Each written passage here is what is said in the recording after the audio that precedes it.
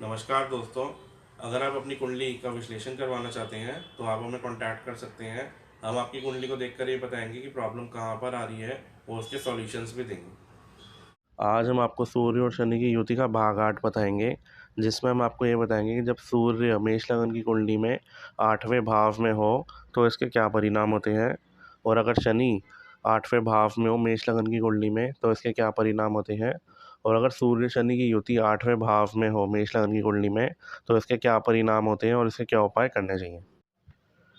ज्योतिष में अष्टम भाव को आमतौर पर स्वास्थ्य के घर के रूप में जाना जाता है और इसे मृत्यु का भाव भी कहा जाता है। इसके साथ ही इस भाव को अंतरंग संबंध का घर भी माना जाता है। इससे पता चलता है कि हमारे रिश्ते हमारे लिए क्या लाएंगे और हम इन सब से कैसे बाहर निकल सकते हैं। जैसे कि शासक ग्रह शनि समानता और न्याय के लिए है। 8वां भाव समान अवसर, जो समान स्तर पर मृत्यु और पूर्व जन्म को पेश करता है। नए रिश्ते के लिए असफल रिश्ते, करियर में बदलाव और यहाँ तक कि बाल कटवाने, इन सभी को इंगित करते हैं।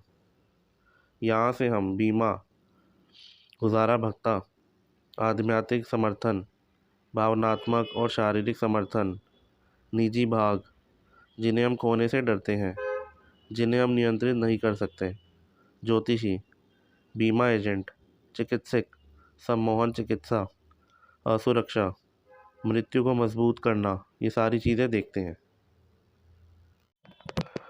अब हम आपको ये बताएंगे जब सूर्य मेष लगन की कुंडली में 8वें भाव में हो तो इसके क्या परिणाम होते हैं। मेष लगन में अष्टम स्थान में सूर्य वृश्चिक राशि का होता है। ऐसे जातक नेत्र रोगी होते हैं, उजड़े हुए को बसाने वाला और दूसरों का सच्चा हमदर्द होता है। ऐसे जातक गुप्त विद्याओं का जानकार होता है। पंचमेश सूर्य यदि अष्टम स्थान में हो तो जातक का पुत्र दुर्भाग्यशाली होगा और जातक की वाणी में कटुता रहेगी। जब सूर्य अपने मित्र मंगल की वृश्चिक राशि पर स्थित होता है तो ऐसे जातक को विद्या अध्ययन में कठिनाइयाँ और संतान की ओर से कष्ट होता है।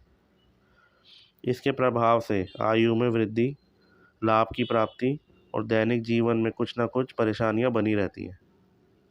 यहाँ से सूर्य अपनी 7वीं दृष्टि से धन तथा कुटुंब के द्वितीय स्थान को अपने शत्रु शुक्र की वृष राशि को देखता है।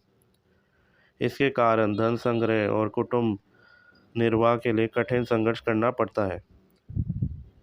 जातक संतान से दुखी, निर्धन, सामान्य बुद्धि वाला होता है, लेकिन लंबी आयु वाला और संघर्षशील होता है। अब हम आपको ये बताएंगे जब शनि मेष लगन की कुंडली में 8वें भाव में हो तो इसके क्या परिणाम होते हैं। मेष लगन में शनि दशमेश और एकादशेश होते हैं। यह लग्नेश मंगल का शत्रु है। ऐसे जातक के समान व्यापार और नौकरी से लाभ होगा। जातक नित्य नए विषयों की खोज करने वाला होता है। लाभेश यदि 8वें हो तो धन का नाश निश्चित है। ऐसे जातक की अगर छाती पर बाल हो तो वह अमीर होगा। जब शनि अपने शत्रु मंगल की वृश्चिक राशि पर अष्टम भाव में स्थित होते हैं तो जातक को आय के क्षेत्र में सफलता मिलती है और ज्ञान का लाभ भी प्राप्त होता है और आयु में भी वृद्धि होती है। यहाँ से शनि तीसरी दृष्टि से दशम भाव को देखते हैं, इसलिए माता और राज्य पक्ष से लाभ की प्राप्ति होती है। 7वीं मित्र दृष्टि से द्वितीय भाव को देखने के कारण धन तथा व्यवसाय के क्षेत्र में परिश्रम करने पर सफलता की प्राप्ति होती है, और 10वीं शत्रु दृष्टि से पंचम भाव को देखने के कारण जातक को विद्या और संतान पक्ष से कमी बनी रहती है।